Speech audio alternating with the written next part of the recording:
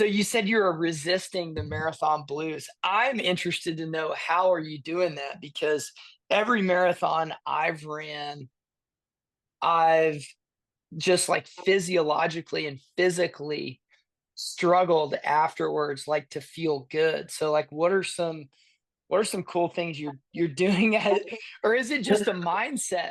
Did you just It's commit mentally? Yeah. it's totally mindset. I mean, you have to understand what I did 2 days ago, I haven't done in 30 years. So So the fact crazy. is, I never, ever, ever dreamed I would ever be where I am today. So 30 years ago, 1995, I'm 24 years old. I'm running Chicago Marathon. I know the 100th Boston is in 96, and my goal is like I'm going to qualify for Boston. I'm going to 100th. So I ended up, it was so October 95, I ran Chicago. I was 24, got the 3:35, and the BQ at that time was 3:40 for my age group. And so I was there. I ran Boston 100th. It was like one of the best days of my life. I could tell you every second of that day. It was awesome and amazing. And fast forward 30 years later, it's 2025. I run the same exact time. I'm 54 years old. Whoa. And I'm like, to capture that, I'm not going to let that go. I mean, to see where I've been 30 years ago and what I've gone through the last 30 years, and to come out where I am today, it's gold. And it just like when I was, I know we've had these conversations before, when I had that like amazing track workout, you're like, hold on to that. And so I held on to those miles that I didn't think I was capable of doing. And that's what I'm holding on to Sunday because, and I look at my medal, I have my medal on my dresser. I've got my bib number on my dresser. And it's just like, and I talked to a friend of mine, and I haven't even told any friends my time. I just said I BQ'd. They're like, that's awesome, exciting. Because I BQ'd by 15 minutes this time. So there's no way, no one's Yeah, you taking that should BQ be away in. from me. Yeah. I'm going to Boston, baby. Yeah. Yeah. That's 26, I'm gonna awesome. be there. So when I talked to a friend of mine yesterday, he's like, you just ran the same time you ran when you were 24. I'm like, yeah. Like because it's been in my mind for so long that I'm gonna do this. Sometimes when you have it in your mind and you do it, you're like, check, I did it, move on. But like he's like, think about what you just did. I mean, in the last year, I've lost 35 pounds. I've got totally healthy, focused on back to running, which has always been my love, but I lost my way through back injuries and not eating the right food. And, I would always get injured. This is like the first time I've run in for a year and have not been injured once. It's just been such a miracle. And to think that I could keep doing this, and I know I can do better than what I did on Sunday. So I think I'm just getting started, honestly. Like it's amazing at 54, I'm just getting started. That's so cool. So one thing you said that I have, so I'm 44 Uh-huh. and have experienced ups and downs similar, where I had years where I didn't do well and I was able to reclaim some of it through, you know, being totally into my nutrition, my sleep, Right. basically like process things, right? Yeah. Like not the glamorous like workout things. Like you have to do those as well, but it's those process things that allow you to do the workouts. But Yeah. something I've told younger athletes and was told to me years ago when I was maybe 25, I went to Boulder and Oh, trained wow. with have you ever heard of the book Running with the Buffaloes? Yeah. Yeah. Yeah. I'm familiar. Yeah, I'm familiar with that. So one of the guys that was training with those guys is a Georgia guy, Kevin Graham. So Okay. I went with him and I knew him and I hung out with him for only a few days, maybe 5 or 6 days. And I ran Boulder and just had a blast out there. And he told me when I was maybe 25, he was like, hey, the number one thing if you want to run well when you're older is make sure you don't gain weight. Yeah. Because I've been running, but it's like carrying around like a 35-pound weight, you know? Okay, my power just went out. That was super weird. I'm not sure if the internet's still on. I can see Okay. you. Okay. Hey, the internet's still on. The power's out. That's funny. So this is like we're in the dark now. This is I so know. Do crazy. you want to, keep going or do you want to? Yeah, no, no, no, I'm good. I just be in the dark. Yeah, so like talk about your gaining or talk about your losing weight because I think that's fascinating at 54. You said Yeah. 35 pounds? Yeah. So basically, I mean, I've been running most of my life, even, even just to go back a little bit, the last marathon I ran was 2010. And pretty much soon after that, I blew out my back and I couldn't walk. And I had a disc issue. I refused to get an MRI, so I don't even know what was wrong with me. But my physical therapist said you'll never run more than a couple miles. You know, like he's like you can't even bend over, and it's just like your body is done. And so I was like, I kind of believed him, but I'm like, whatever. So, but I, got to running 3 days a week. I would run like 4 or 5 miles through, it depending on how the body felt.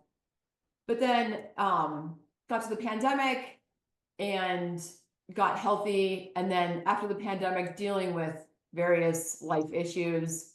And that's when, like, that's when women in their 50s start putting on weight, that's when it started happening. And then plus, our kids are all gone. We're empty nesters. We're drinking wine. It's the wine. Yep. I Yep. think it's the, like, every night's a party. And then next thing you know, so that I got myself into some, and I wasn't weighing myself, so I didn't even know how much I weighed, but I knew it wasn't good.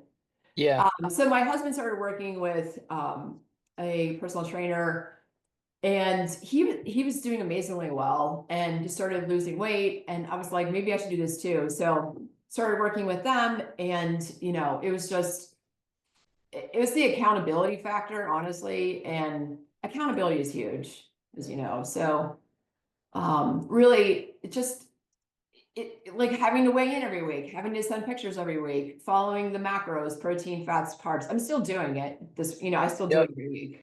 Because it's kind of like, even now, it's kind of like I would start running and then I would stop eating because I wanted to lose weight so that I ran faster. And then I would get injured and then you can't run. So then you gain the weight.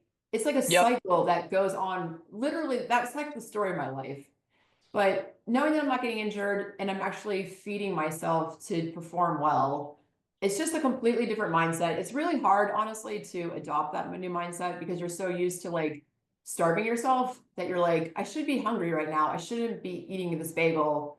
But it's so hard to like reprogram your brain after so many years, you know? So with your reprogramming of your nutrition, Mhm. how did you get out of that loop of starving yourself, getting injured, trying to lose weight so you could run well, then getting injured, then going back and forth, around that loop? I mean, it's my the woman, the personal trainer that we're working with, that she's like, you have to eat, I eat 350 carbs most days. 2 days a week I eat 465. So that's a lot of food. I mean, that's over 3,000 calories a day. And that goes against everything I believe in. But Yep. I just had this amazing performance. So I'm like, they know what they're talking about. Like, you have to feed your body the energy to do things that you have to feed yourself, because it's not going to happen on its own. Right? So So where did the wine end up landing in this the wine equation? is no longer in part of my life. Yes. So Okay. So you totally quit drinking. occasionally I will, but like after I ran the marathon, I had a few Yeah. cocktails, but like you don't want to, because especially the last few weeks, you're so tired that you just want to go to bed, and you have to get up the next morning and work out. So it's like there's no point. And plus, when you wear the watch, it impacts your heart rate Oh variability, yeah. it impacts your Your sleep, you don't sleep get the big time. REM. The REM is like out the door, and you're like, I need the REM, I need all of it. I need the deep, I need the REM. And it's amazing when you wear the watch and track things that the impact of having one glass of anything will do to your sleep. It just completely derails you. Yeah, and there's a book I always reference. It's called Why We Sleep by Matthew Walker. Yes, he's awesome. And I know him. yeah, and so I've done like a cliff notes of that book and given it to a bunch of people. And one of the tips is I think the half-life of alcohol is 8 hours. And so if you're gonna sleep well, Yeah. you need to be done 8 hours At before bed, 2 p.m. Yeah. which he promotes. If you're going to drink alcohol, drink it during the day. Right. And that in of itself limits your Right. alcohol consumption because Yeah. you have to work and drive places and do other things. Right. Well, yeah, So exactly. I want to be productive. I don't really want to like set my schedule around my what I'm yeah, going to drink. yeah, So exactly, exactly. Well, and now you've got a positive feedback loop with your training, your nutrition, uh, your marathoning. So I want to say a couple things. yeah. Coaching you was unbelievably pleasant. Oh, that's nice. Like you are an Good. amazing person to coach Oh, because thanks. I saw all your data all the time. Yeah. You communicated so well how you felt and how you were doing. And I just felt connected to your training. I felt like I knew what I could give you, when you need to rest. And Kerry, I've got to tell you, your durability in this marathon build was amazing. Like you didn't miss anything. And Right. was this was a so this was your matched your PR from 30 years ago. So my best PR is when in 1993 I ran a 3:30 flat in Okay. a blizzard in Chicago. I was 22 years old. I know I can be. And when I finished that race, I said to myself, I'll never be able to run this fast again. And so that's probably been in my mind. But I knew going into Sunday, I'm like, I bet I could beat that time. But since it's been 15 years, I don't want to totally go crazy. I know I can beat that time. It doesn't have to be this one. Like this time it's going to be about getting to Boston. The next time it's going to be about beating 3:30. That's how I kind of went into it because who knows? Like, I haven't run 26 miles in 15 years. I haven't run 23, 24, 25, or 26 miles in 15 years. Yeah. So I didn't want to the body held up really well. And it wasn't until the last mile that I felt my foot a little bit, but then I grabbed some Gatorade at the last station and it really helped a lot. And then but I was really happy. I mean, I'm 54 years old and I'm running my last mile was Unbelievable. like 750 or something insane like that. Unbelievably awesome to be a part of your experience in that race. So you mentioned it was a 45-minute PR from the last time you ran a marathon, Right. which was how 2010 long? Akron, which is it's a little hilly. There's some hills in there, but still, I mean, it might even be slower than that. I think I wanted to forget about it as soon as I did it. I did not, I mean, the thing about training, like when you are working with a coach like yourself, I mean, I kept saying to myself and my husband, I'm trusting the process because Yeah, some of this doesn't make sense to me, but I'm just going to trust the process. yeah, And I mean, I pretty much just did what you told me to do. And yep. there was 1 mile from the marathon I wish I could take back. And that's mile 17. I ran too fast because I was running up a bridge and my watch was off.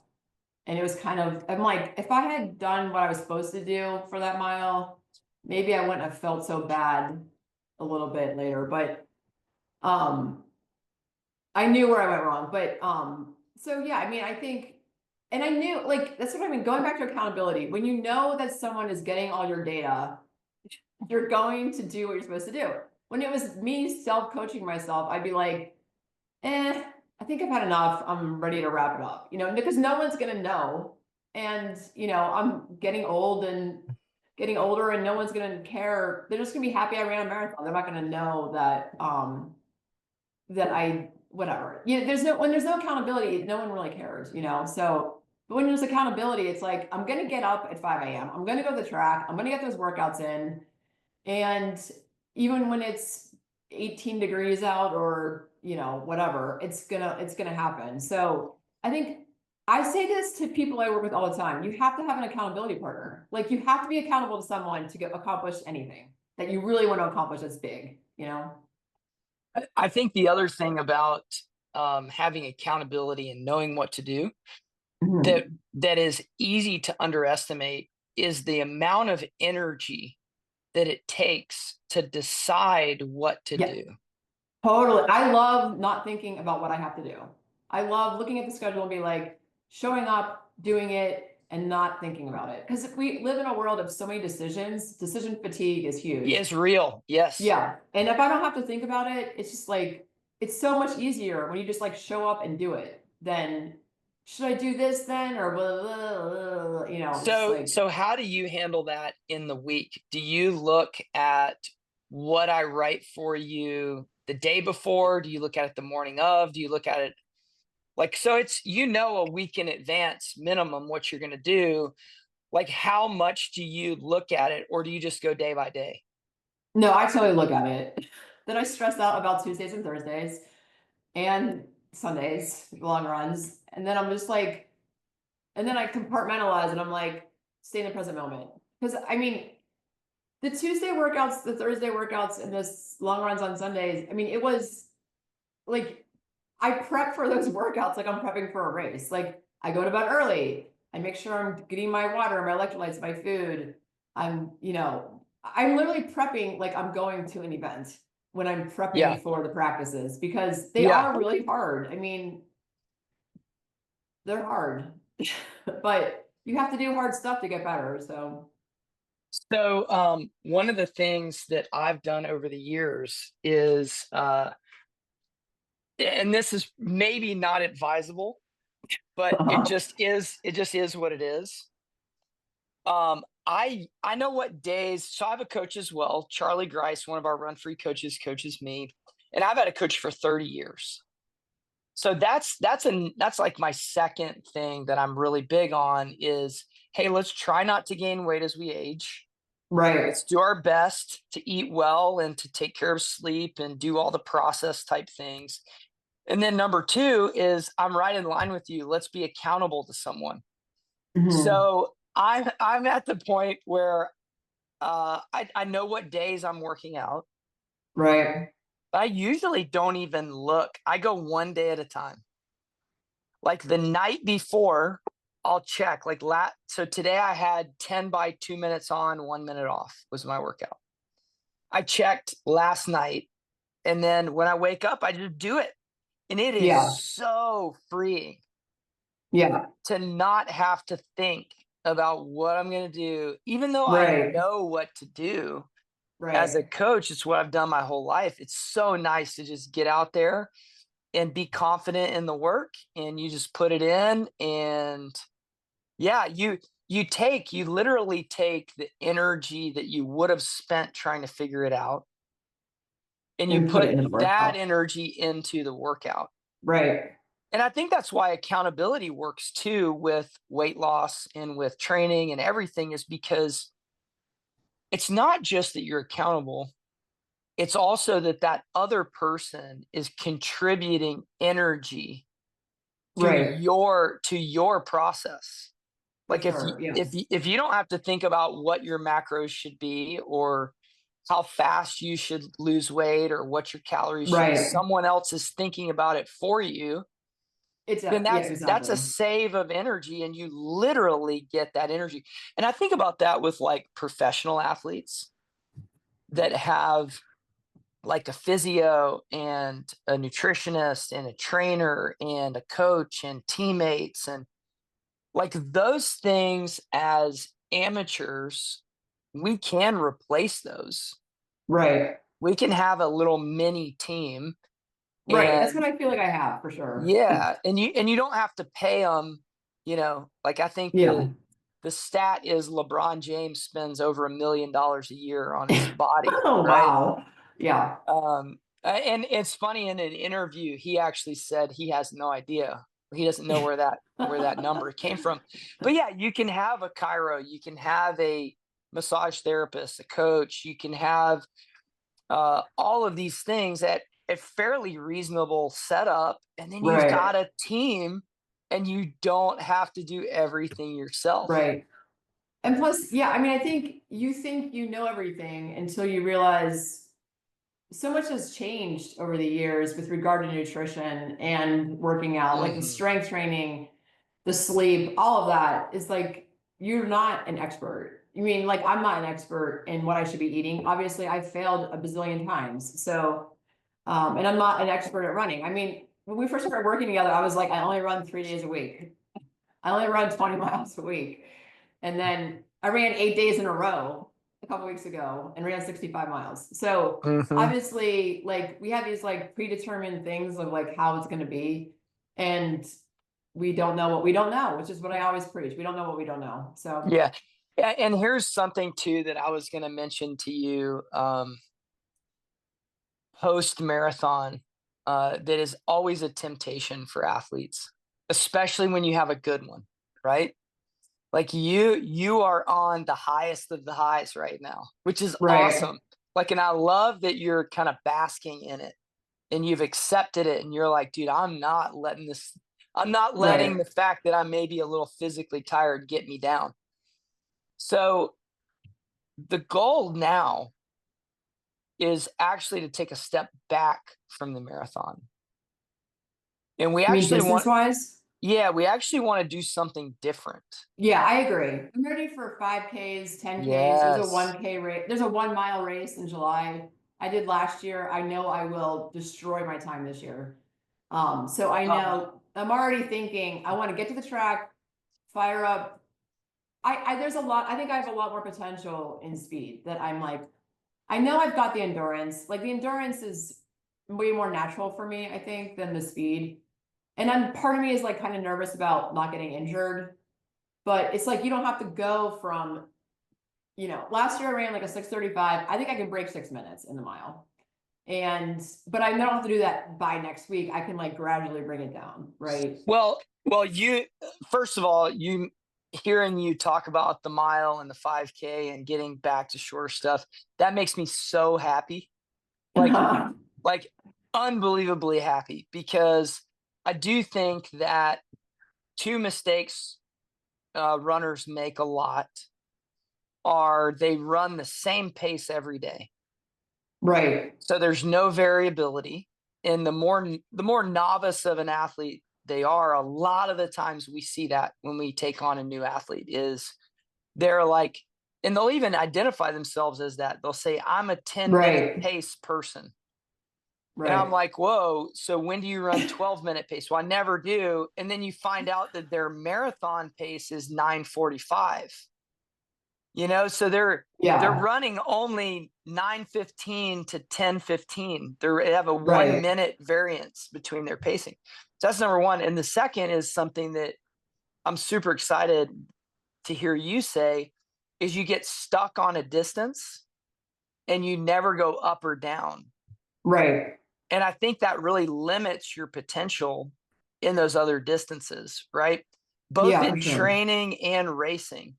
So when you look Yeah, at the world's best for the marathon, even if they're not racing shorter distances, because a lot of them only race 3 or 4 times a year, right, they're doing shorter distances quite a right, bit. right. And one of the guys, he's one of our coaches, is Rory Linkletter. I don't know if you followed him at all. No, I know. I'll have to I mean, follow. he's an amazing follow, because last year he ran sub 4 for the mile. Wow. I think 10 or 12 weeks before he ran a marathon. Wow, that's awesome. So I just think that that is so the way to go.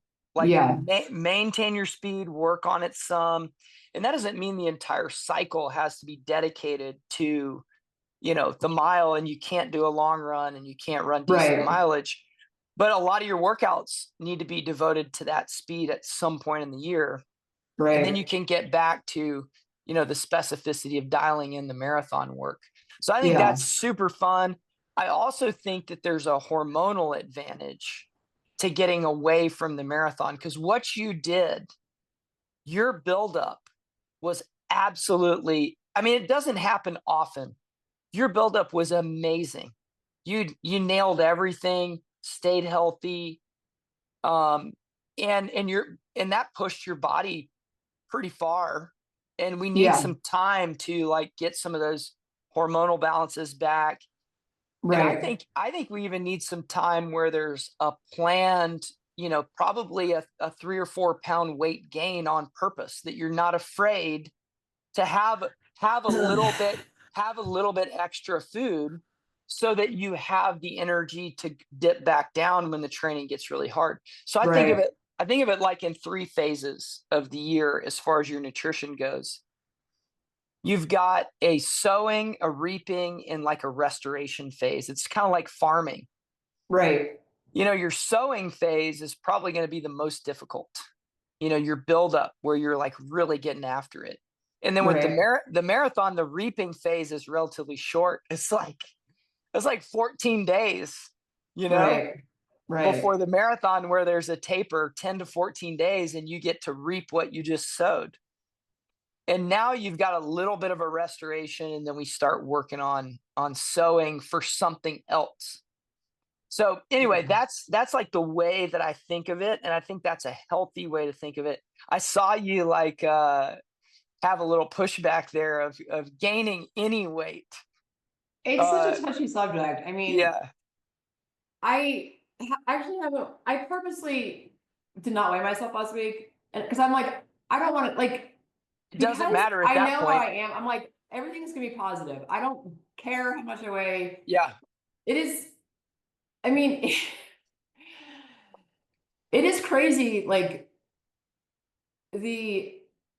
the trigger things that happen to you probably in high school, I guess, that like you carry for the next 50 years, 40 years, whatever. Like it's just, Yeah. it's really weird. That's something I need to tackle. That should be what I'd be tackling this year. Is like, because it's like based on like when I look at the results of what happened, I'm like, of what I did, I'm like, this should be an indication that, because even still, I'm like, maybe I should maybe I would run faster if I had lost a few more pounds. Like it's always Yeah. in my mind. Like because you look So because I yeah. was just talking to somebody earlier today about that. And that's why you need accountability and you need a team, like, to speak truth. Right. And because I think that's what most people push back from with their nutrition is the gain weight. They're so afraid of it. Yeah. Like it's just going to get so out of control. Um so I do think, like, if you use some smart aleck logic, if you only lose weight, like, you're on the path to dying, Yeah. right? Like, you're gonna Right. die if you Right. only lose weight. So there's got to be periods of the year where you gain and lose. Yeah. And you do see that at the top of the world in marathoners, where you'll see them. It's almost like the now this is an extreme example, the MMA, the UFC fighting. Like, those guys will gain and lose crazy Right. amount of weight. Like, in their off season, they'll be really fluffy Right. and kind of like fat and slow looking. And then when you watch them fight, they are so lean, and they go too far for sure, not trying to Right. Right. create that big of a swing. But I think some swing is probably good for your body as a whole. Yeah. I That mean, plus you need to build up some muscle, Yep, yep. And especially for speed workouts. that'll happen a little bit naturally Right. by the fact that you won't have massive long runs every other weekend during like Right. a 5 and 10K. Not that you won't have long runs, but they just won't be as intense. Right. That energy output will shift from, you know, miles at marathon pace to, you know, thousands and Ks at 5K and 10K pace. Right, So right, that I think that'll happen a little bit naturally. I mean, you see that when you look at events too, right? When you look at somebody that runs the mile at the top of the world and the 5K success, those guys are typically a little, and girls are typically a little bit heavier than if you took right, the pool of the top marathoners. And sure, there's outliers there, but right, yeah, I think it just happens naturally with the event. Like your right, training is right. going to dictate to some degree your body type and how your Yeah, body responds. yeah, I for sure. I I just don't know. I don't know how to accurately capture the amazingness of running 3:35 for the marathon at 54 years old, 30 years later. Right, and not doing it one single time in between. That I mean, that is fascinating that you were Yeah. able to do that. And that tells me a couple things. One, I think you just have a lot of talent. You really do. Yeah, I think I have a lot of You endurance, yeah. you're a really talented athlete, number 1. Thanks. Thank you. And then also I think it tells me that your mental strength is really, really in a good spot. There's no way it's not. It can't be in a bad spot to be that confident to go into it and stay healthy and do the work and be process oriented and really dial it in. So, do you love the process? Like, did you love doing those things, or was it like, or is this like really, really takes, well, it can take a lot of energy and you love it? Like, where are you at kind of on that spectrum? Well, I know what I'm capable. I knew because going back to where I was 30 years ago, I know what I'm capable of doing. And you know when you have that horrible feeling in you, like you're not living up to what you're capable of doing. And so that's kind of like where I'm like, so I love working out. I love lifting. I love running. I Mm, love being healthy. I love, it's kind of like I'm living in my 50s, I'm living like having coaches and having people, like I'm kind of like living, I always tell people like, I've got 3 kids. I've spent so much time, energy, and resources on their coaches, their yep. teams, all their stuff. And now, for the first time in my life, it's about me. And so it's really fun to be able to see, oh, when you actually put in some resources and actually have some coaches, what you can do. And so I'm kind of like, I don't know if I could have done what I did if I hadn't already done it before. But knowing that I did it when in my 20s, and I can tell you every minute of the 1993 Chicago Marathon because it was a blizzard. I finished in the top 100. And at that point, there was never like, it wasn't like marathon, half marathon, 5K. It was like the marathon. And I remember I lived in Chicago. I went down to like the local store. I didn't even buy the newspaper. I just opened the newspaper, found my name in it because it listed the top 100 finishers. I'm like, yes, I made the top 100. And then I folded up the newspaper and put it back in the stands. And so like that feeling of like, I know I can do this, but just like putting it on the shelf for 30 years and then taking it off the shelf and being like, let's continue what you know you're capable of doing now that all of your energy isn't going toward your kids. So kids are doing great. They're all living their best lives. And now it's time for me to do what I want to do. So do you, like, I kind of got this hint when you were saying that. Do you feel like you're kind of like in your mind, and maybe you're not, but in your mind, do you feel like you're like, dude, I'm like a pro athlete now? Yeah, I am. Totally. Yes. I'm sponsored. I don't want to tell you my sponsors, but I'm definitely a professional athlete. When people talk about that, I actually told somebody, um, and he was like, "You're not going to the Olympics." I'm like, "Yeah, I am." But like in my mind, I'm like LA. Like maybe I'll be sitting in the stands, but I'm still going to the Olympics. Like, or maybe the Senior Olympics. Why can't I do the Senior Olympics? Like I could do something. So you totally can do the Senior Olympics. You could do Worlds, Masters. They have Masters Right. championships for World Championships. Um, I kind of could tell that you were in that mindset. And you know what's Right. so fun is like that is a kindred spirit with me, right? Like I never was a pro athlete. Like I guess technically I was because I made some money racing, I but made the $100 last summer in the mile. so that's the mark of you are a professional, right? If you take money. But Right. I never really like claimed that no, leave it open. Yeah. Sorry, my wife was asking something. That's right. I never really claimed that as a professional, like I'm a professional athlete because my expenditures always outweighed my income, right? Like I never made enough money. I made some money, but I will say this, now, uh, being able to train, I'm the same as what you just said. In my mind, when I'm training and I'm racing, like I'm trying to do this like a pro, Right. trying to do it the best I can. And isn't it fun to be in that mindset? Yeah, totally. Because it's like, if you're not all in, then why even bother doing it? So maybe it's just my personality too. I'm very much like, if I'm gonna run, I'm gonna run a marathon. If I'm gonna do anything, it's gonna be to the extreme. Yeah. There's no like middle ground, which the middle ground for me makes me like anxious. I either have to be pushing it 100%, or if I can't do 100%, then I'll do it when it's like either don't do it or do it 100%.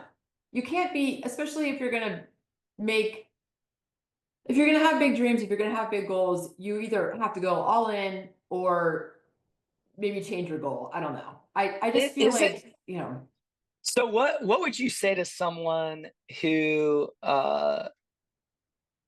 uses age and they're like, ah, I'm too old and too this, I'm too that. Like I spend a lot of time encouraging people and not in like uh you got to get to my level, right, but really encouraging them where they're at. I think it's all about like wherever you are, let's get to that next level. And the cool thing about that is every time you get to a new level, there's another one.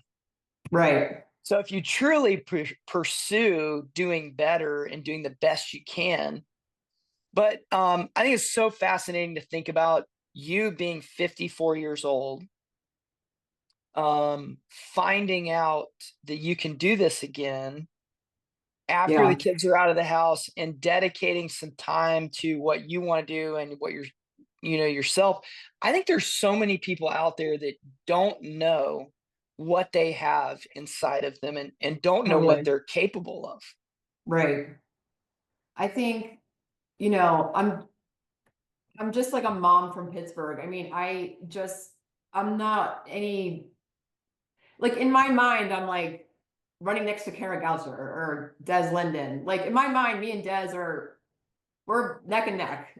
But Yeah. that's obviously not what's happening. Yeah.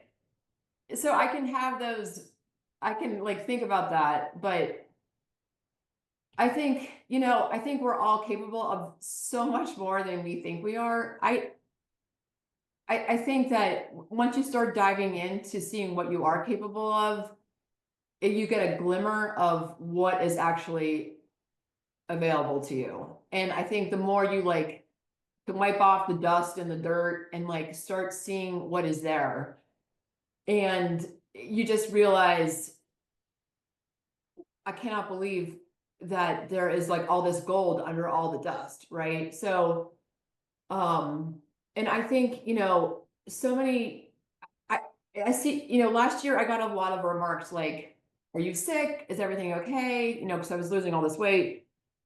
And it was like, it's hard when you have kids at home to do all the stuff I've been doing, but you feel so freaking great when you have the time and ability to do it. So, I just try to, because I also know it's very triggering. Like people when I would see people like me, I would be triggered. Like, what is she doing? Like, who does she think she is? And now I try to go into it with a very like loving, like, this is all available to you. Yeah. And it's not a special thing. Like, yes, having a coach is awesome. I was talking about my friend yesterday. I'm like, I feel kind of selfish talking about my coaches, but I'm like, the amount of money I save on not buying wine, I can use on coaching. It's just a So, reallocation of right, funds. Yeah. right. So it's not, and he's like, well, it's not like you're going gambling. I'm like, I know, but it just is like, it's, people will not bat an eye if you say I'm going to spend $2,000 to send my daughter to volleyball camp or whatever. But to spend a fraction of that on yourself, it's like, who do you think you are? You know, Yeah. like, Yeah. What are you doing? Spending money on yeah, yourself. You're not that important. right. Yeah. Yeah. Um, So, so I think that I think that the gold that you're talking about uncovering, I think most of that gold is in the details. And I think it's in the yeah. details of going to bed on time. I think it's in the Mhm. details of sleeping well, eating well, um, warming up properly before workouts, cooling down properly, doing some strength work, doing your mobility, stretching well, Yeah. having a mind that is capable of not pushing for the wrong reasons, right? Mhm. Like when you feel something, not just saying I'm going to throw caution to the wind, but caring for your body and caring for yourself. And so I think it's funny you talk about spending money on yourself is seen as like, who do you think you're doing? What do you think you're doing? Who do you think you are? Because Yeah. that act in of itself is what all of those things are all about. Like all of that is Right. all about loving yourself, taking care of yourself. And then what happens when you do that is you have energy to, love other people and encourage other people. So Right. if you could go back as a mom, what elements of what you're doing now would you incorporate as a mom? Or was there not enough time? Well, I spent a lot of time, like when my kids were little, I would take them out to like the nature trails and I'd have my son, the youngest one in the baby jogger, pushing him and I would let my kids decide which are we going to go right or left. Like I really got them into trails because I love trails. Um, but I think, society in 2025 is just so like kid focused on getting your kid to the best team. I mean, I was part of that. I mean, my kids played every sport you can think of. So, and it's kind of like, well, I need to spend this much money to get them on this team so that in the end, none of it mattered. And so, I think at the time you do the best you can, knowing what you know. But then I feel like when my kids were here, I still worked out. I still had time for myself, but now it's kind of like I'm all in on what I want to do instead of like dividing it up to like, plus having three kids, you spend a lot of time in the car driving them around places, which was probably Yeah. most of the reason why my back hurt. So as soon as I stopped driving them around, my back felt a lot better. But like my Yeah. back, I think my emotional stress in my lower back were complete and my back, I never said the word back in the last year. And even my husband's like, I was like, yeah, I spent the last year, I wasn't injured once. And he's like, well, when were you injured before? I'm like, do you remember my back? Like, since I was in high school, I remember my high school coach trying to like fix my back. Like, Mm. my back has been an issue for my entire life. And now it's kind of like, I don't even think about my back. So, I think that's selective husband hearing yeah. that he forgot about your back. Yeah. Yeah. I'm like, you've only known me for 35 years, and my back has been hurting for 34 of those. So, Yeah. Yeah. So one thing that I definitely want to cover is I want to say your splits in mhm. I want to share your splits in the marathon. And I've got them right here because I think you had some amazing splits. And this is, you said you wish that 17 hadn't been as quick, Right. but I mean, you really hit it about as good as you can. And so I think that's just hindsight. Right. Well, when you Okay. tell your athletes to be like, stay under a certain number, do you mean, I don't think, I mean, I think the brain registers that as that's the goal, right? Yeah. It's like, Yep. just stay under this, but I took that to mean that's the number I should be getting. Yeah, but you did a great job of letting the flow of the race Yes, I dictate kept, where you were at too, I kept right? saying rhythm, rhythm, Yeah. rhythm. Yeah. All right, I'm going to read them off here. Okay. Um, so 8:28, 8:26, 8:26, 8:26, 8:14, 8:16, 8:17, 8:16, 8:15, 8:15, 8:10, 8:13, 8:13, and then that's halfway. 8:04, 8 minutes, 8 minutes. 7:52 was that 17th Yeah, that's the mile. bad mile. 8 minutes, but that's so close to the variance. 8 seconds. Yeah.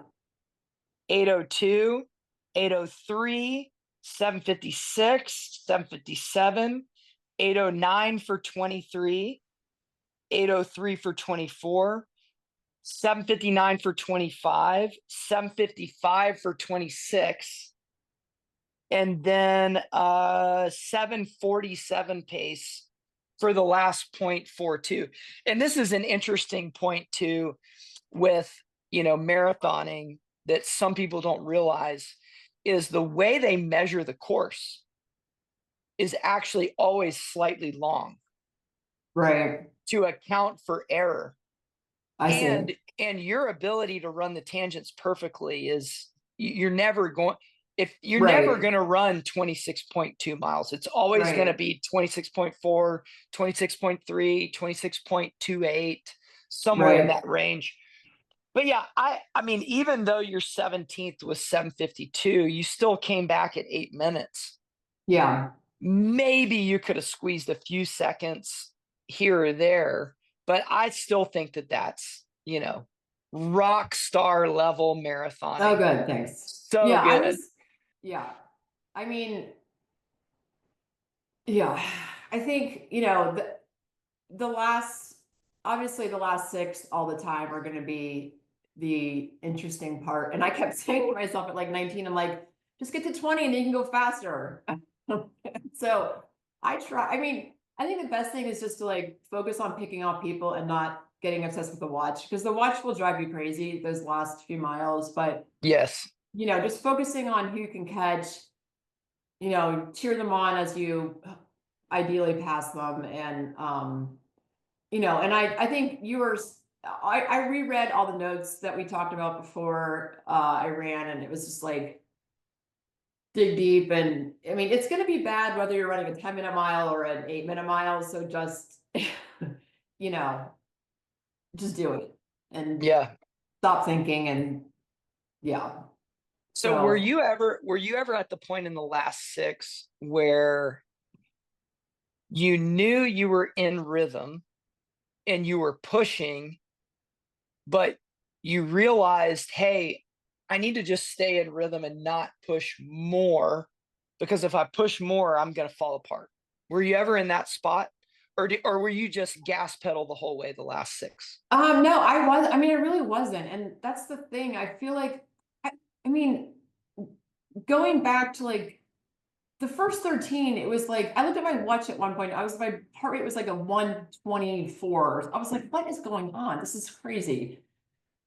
But then like fast forward, toward the end, it was definitely going up, but I just felt like my goal was really to run 7:30, 7:45 the last 6 miles. But then when I Yeah. got there, I'm like, I just, it kind of a mental block. Like I kept saying to myself, I'm choosing to be uncomfortable. I was trying to tell the governance of the brain, this is Yeah. my choice. You shut up. I've got this.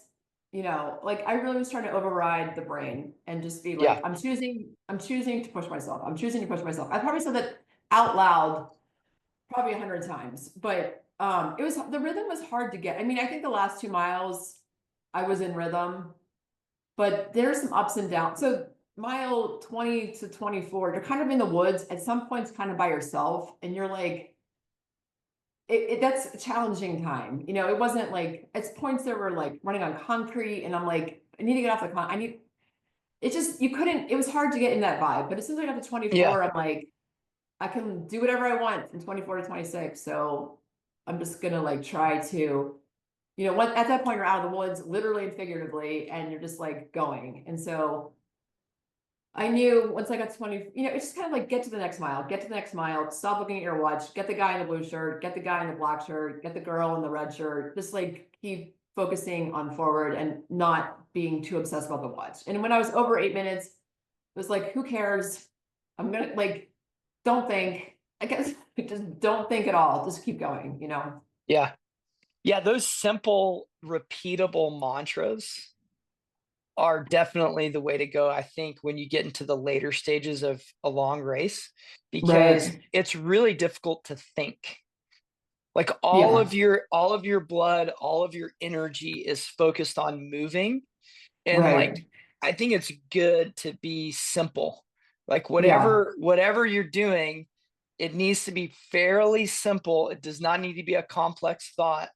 You don't need to be doing math to figure Right. out your time. You just need to be like, Right. hey, uh, the faster I get to the finish, the faster this thing's over. Just keep going. Yeah. Yeah. Yeah. Yeah. Yeah. I mean, I couldn't even, I had a goo, I was opening a goo at like 22 or 23, and I'm like, I couldn't even think about going to my belt to pull out my goo. And they passed them out. I just took one because I'm like, I can't even think about reaching in my belt to take my goo. That's how like I think it would be awesome to have like some kind of cognitive test that I would fail.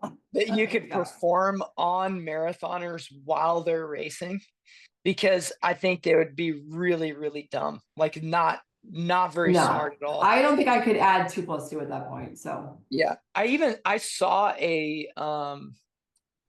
some headline, and this totally could have been clickbaity, but it was talking about the marathon and endurance events in general.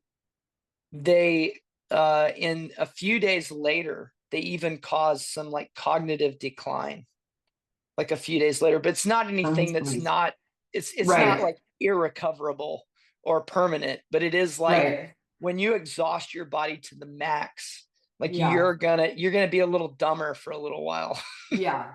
Mile 23, I was pretty dumb. Yeah, Yeah. yeah, yeah, yeah. I think that's a freeing feeling, though. I think that's one of the reasons why people love running so much, Yeah, is you get out there and you can just go, and it's like your mind gets this really nice like euphoria and rest. Like right, you don't have to compute too much. right. You can just do. So Yeah, I think that's why physical labor and physical work is so healthy for you emotionally and mentally, yeah, is it gives you like that space to not have right, to think. You get like a little break from yourself. right. And there's no, yeah, nothing to decide. You just like Yeah, straight ahead is where we're going. you already made the decision. You're just Yeah. following through with it. Yeah. Well, sweet. That's it. That's all I had. Anything you feel like is exciting or you missed or No, I mean, I just want to say thank you. I mean, it's just been such an amazing, I think it's only been 6 months, I think, since sort of started working together. Mhm. And I mean, I can't even, I would never, ever have imagined I would be here 6 months later. I mean, there's just no way. I was running 20 miles a week, hoping to like do okay in a half marathon in November last year. And I mean, it's just like, it's so nice just to like let somebody else be in charge, focus on the process, not the results. And, just focus and just having fun and like pretending I'm a high school track whatever. Yeah, yeah, yeah. Well, it's totally been my pleasure. I mean, I've so enjoyed coaching you. You're such, like I said, you're such an enjoyable person to coach. And I will say this as well. Your progression is not normal. Like Oh, really? it's far above the average, and definitely would not have given a newcomer as much as I gave you, other than the fact that every time I asked you how to go, you're like, I feel great. Let's do more. Yeah, And then give you a little bit more, and you did really well. So I do think that the biggest thing now is like unload you, take this away. Don't get stuck in this mentality of you've just got to run massive miles every week. Like right. we really do need to back off, get back to the basics, and kind of restart with another Yeah, goal that's far away. But yeah, super fun to chat and plan for the future. And yeah, I think people are going to get a lot out of this that are um, thinking about getting back into it, that are yeah, trying to get better, and even younger athletes that are like, hey, what could my life look like? Man, I started thinking about being 40 and 50 as an athlete when I was in my 20s, because really. Wow. I was like, man, I want to do this right. Like Yeah, I don't want to be that was 60 smart. and be hobbling around, right? Right, So, right.